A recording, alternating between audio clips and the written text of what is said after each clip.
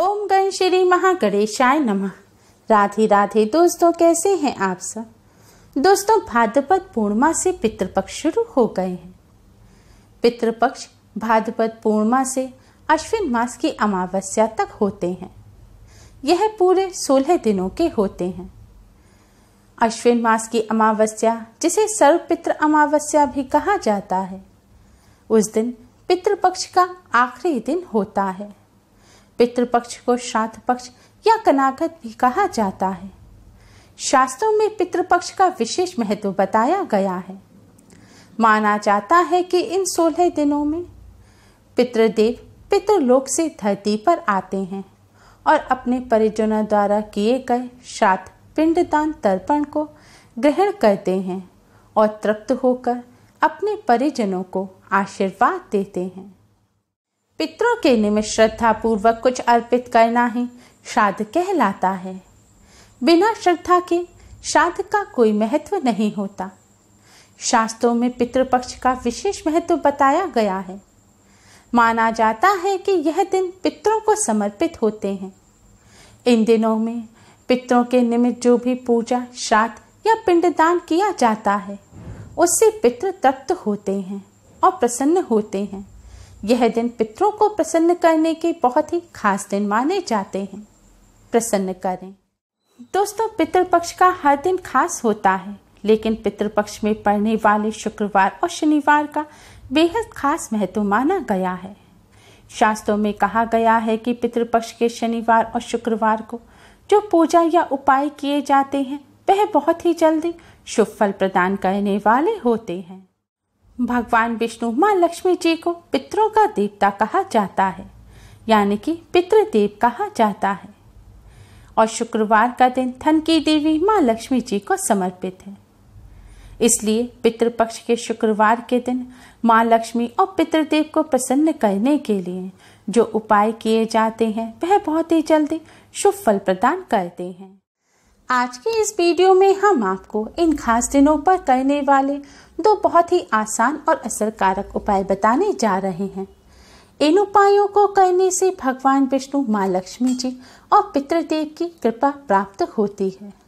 पितृदेव की कृपा से मनचाही कामना पूरी होती है। धन की देवी माँ लक्ष्मी जी की कृपा से धन संबंधी सभी समस्याएं दूर होती हैं। पितृदेव प्रसन्न होते हैं। पितरों का आशीर्वाद मिलता है। पितरों के आशीर्वाद से पितृदोष से मुक्ति मिलती है। तो आइए दोस्तों, जानते हैं इन उपायों के बारे में। दोस्तों, यह उपाय आपको पितृपक्ष में रात्रि के समय ही करने हैं। उपाय करने के लिए अच्छी तरह से मुंह हाथ पैर धो लें और स्वच्छ वस्त्र धारण करें। अब आप एक पात्र में थोड़े से काले तिल लें। इन्हें आप मंदिर में भगवान विष्णु, माँ लक्ष्मी जी के सामने रख दें। इसके बाद मंदिर के सामने आसन बिछाकर बैठ जाएं। भगवान जी के सामने एक शुद्ध घी का दिया जलाएं और एक सुगंधित धूप बत्ती जलाएं। इसके बाद भगवान श्री गणेश और माँ लक्ष्मी जी, भगवान विष्णु जी को आप कुमकुम से तिलक करें। फिर आप भगवान श्री गणेश, भगवान विष्णु, माँ लक्ष्मी जी को प्रणाम करें।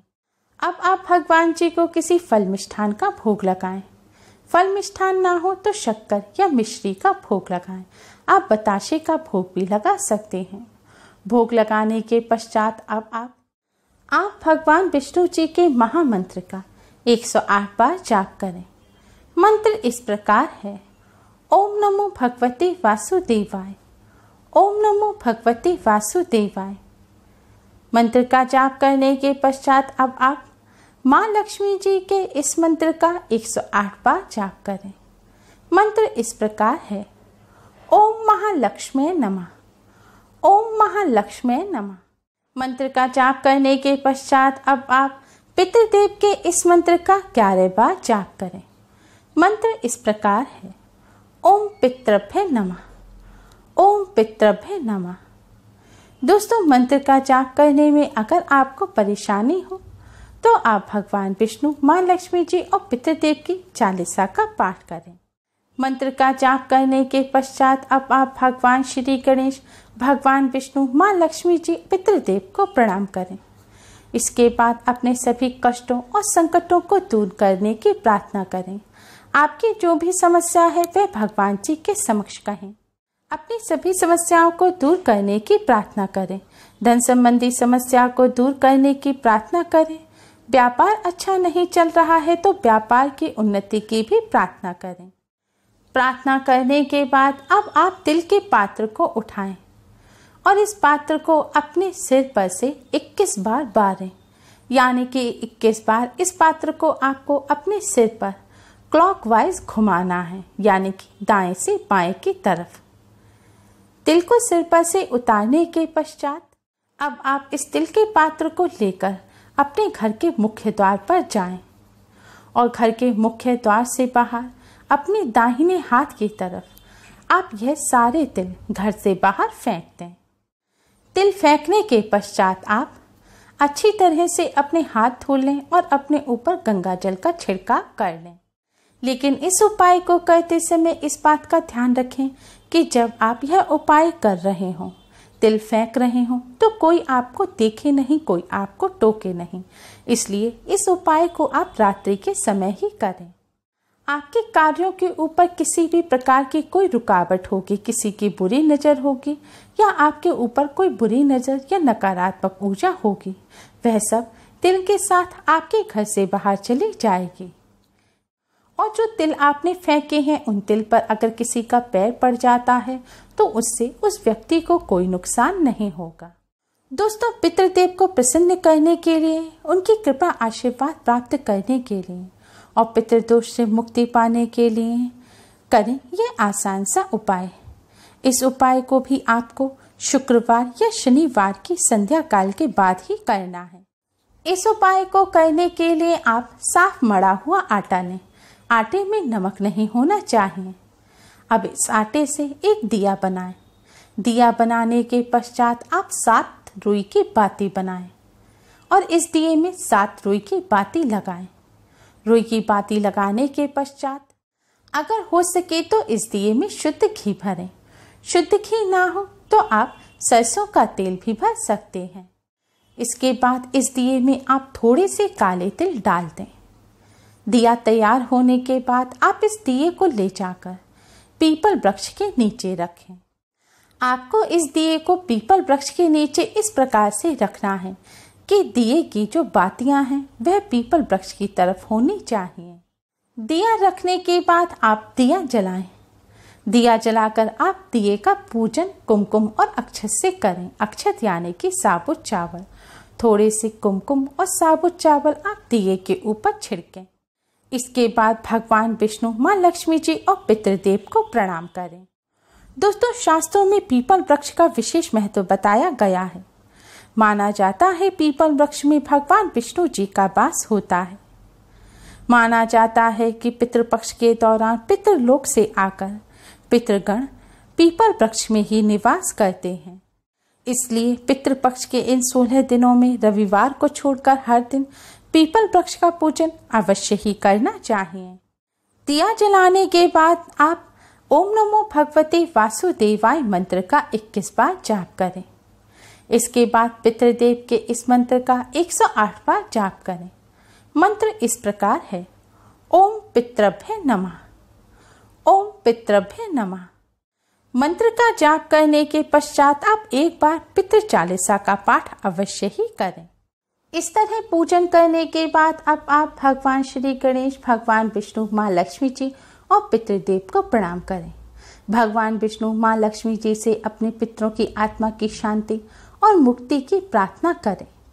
इसके बाद भगवान जी और पितृदेव से जाने अनजाने में की गई अपनी सभी गलतियों की क्षमा मांगें।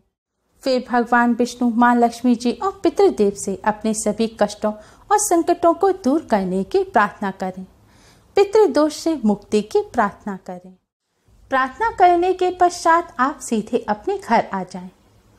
दोस्तों, हो सके तो इस उपाय को आप पितृपक्ष में शुक्रवार और शनिवार दोनों ही दिन अवश्य ही करें। लेकिन इस उपाय को करते समय कुछ बातों का विशेष ध्यान रखें। आप जो ये दिया जलाएंगे, इस दिए से आपको आरती नहीं लेनी है, ना ही आपको पीपल वृक्ष की आरती उतारनी है। इस दिए को जलाते समय अगर तेल या घी आपके हाथ पे लग जाता है तो उसे किसी कपड़े या कागज से पोंछ दें। अपने बालों पर या अपने कपड़ों पर वह हाथ ना लगाएं। इसके साथ ही संध्या काल के बाद आप पीपल वृक्ष का स्पर्श भी ना करें। और इस बात का भी विशेष ध्यान रखें कि संध्या काल के 1.5 घंटे बाद तक ही आपको इस उपाय को कर लेना है, यानी कि उसके बाद रात्रि के समय आप इस उपाय को ना करें। शास्त्रों के अनुसार दिन में पीपल के वृक्ष पर मां लक्ष्मी का वास होता है, लेकिन रात्रि के समय पीपल वृक्ष पर दरिद्रता का वास होता है और रात्रि के समय पीपल वृक्ष का पूजन करने से घर में गरीबी और दरिद्रता आती है। अभी के समय अनुसार आपको रात 8 बजे से पहले ही पीपल वृक्ष पर इस उपाय को कर लेना है।